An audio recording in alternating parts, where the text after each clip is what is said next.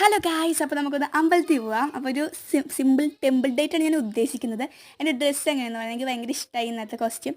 അപ്പോൾ നമ്മൾ ജസ്റ്റ് കണ്ണെഴുതി പൊട്ടിട്ട് വലിയ മേക്കപ്പ് ഒന്നും കാരണം രാവിലെ പോയിട്ട് നല്ല ടൈം എടുക്കും തിരിച്ചു വരുമ്പോൾ. അപ്പോൾ എന്തിനാ വെറുതെ മേക്കപ്പ് ഒക്കെ ചെയ്ത് ഒലിച്ച് തറന്നേ, അതുകൊണ്ട് ഞാൻ വേണ്ടാന്ന് വെച്ചാൽ ഞാൻ കുറച്ചൊരു ഇലിമിനേറ്റിംഗ് ക്രീം മാത്രമേ ഇട്ടുണ്ടായുള്ളൂ. പിന്നെ കണ്ണെഴുതി പൊട്ടി തൊട്ടു. പിന്നെ ഹെയർ സ്റ്റൈൽ എനിക്ക് ഇത്തിരി ബുദ്ധിമുട്ട്. പിന്നെ ലിപ്സ്റ്റിക്കാണ് ഞാൻ മറന്നിട്ടില്ല ഗൈസ്. ലിപ്സ്റ്റിക്ക് ഇല്ലെങ്കിൽ ഒരു കോൺഫിഡൻസ് ഇല്ലാത്ത പോലെ ഇപ്പോൾ എന്താണെന്നറിയില്ല. മുന്നിങ്ങനെ ഇല്ലായിരുന്നു. ഞാനിത് ഡാസിലറിൻ്റെ 025 എന്ന് പറഞ്ഞൊരു ഷെയ്ഡാണ്. അടിപൊളി ഷെയ്ഡാണ്, എനിക്ക് ഭയങ്കര ഇഷ്ടമാണ്. ഇപ്പോൾ ഞാൻ ഇടയ്ക്ക് ഇതാണ് ഇടുന്നത്. പിന്നെ ഞാനൊരു കമ്മലിട്ടു.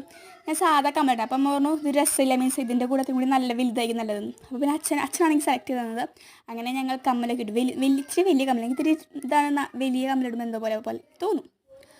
അപ്പോൾ നമ്മൾ കമ്മലൊക്കെ ഇട്ട് സെറ്റായി ഗൈസ്. ഇനി ഹെയർ സ്റ്റൈൽ ഇതാണ്. എനിക്ക് ഒട്ടും എനിക്ക് ഇപ്പോഴും മുടി കെട്ടാൻ അറിയില്ല. പിന്നെ എൻ്റെ സന്തോഷകരമായ പ്രകടനമാണ് പുതിയ ഡ്രസ്സ് വാങ്ങിച്ച എൻ്റെ വീട്ടുകാർ 2 ദിവസത്തിൻ്റെ ഷോക്ക് സഹിക്കണം. കാരണം ഇതൊക്കെയാണ് എൻ്റെ പ്രശ്നം. അപ്പോൾ ഞാൻ ഹെയർ സ്റ്റൈൽ ചെയ്യാമെന്നൊക്കെ വെച്ചു. അങ്ങനെ ഞാൻ ചെറുതായിട്ടൊരു ഹെയർ സ്റ്റൈൽ ചെയ്തു. കാരണം എനിക്കിത് ശരിക്കും പറഞ്ഞാൽ എനിക്ക് മുടി കെട്ടാൻ അറിയത്തില്ല, അതാണ് മെയിൻ. അങ്ങനെ ഞാൻ എങ്ങനെയൊക്കെയോ കുത്തിക്കെട്ടി വെച്ചു. പിന്നെ ഞാനും ചേട്ടനും കൂടി കുറച്ചോ ഇത് ആണ് എൻ്റെ ഹൈറ്റ് കൂടിയ ചേട്ടൻ. അങ്ങനെ അവൻ എൻ്റെയൊക്കെ ഹൈറ്റ് കൂടുതലായി കാണിക്കുന്നു. ഞാൻ ഇത്തിരി കൂടി ഹൈറ്റ് ഉണ്ട് ശരിക്കും പറഞ്ഞാൽ. അപ്പോൾ അത്രയൊക്കെ